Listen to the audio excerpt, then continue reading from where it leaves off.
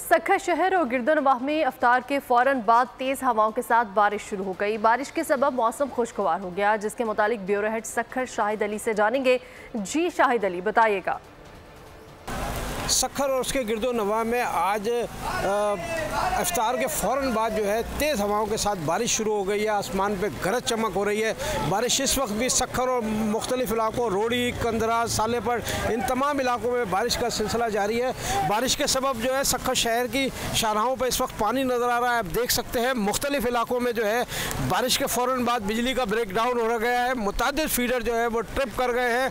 तेज़ हवाओं के साथ बारिश का सिलसिला जो है जारी है। बारिश के साथ ही मौसम थोड़ा खुशगवार हो गया है। जो हल्की सी गर्मी आज दिन में महसूस की गई थी, अब बारिश के बाद वही गर्मी जो है खुशगवार मौसम में तब्दील हो गई है। इस वक्त भी जो है वो बारिश का सिलसिला सक्खर और उसके गिरदो अतराफ़ के इलाकों में जारी है। कहीं तेज़ बारिश हो रही है, कहीं हल्की बारिश हो रही है, लेकिन तेज़ हवाओं का सिलसिला भी जारी है और आसमान पर गरज चमक। बहुत शुक्रिया आपका तफसीलात के लिए।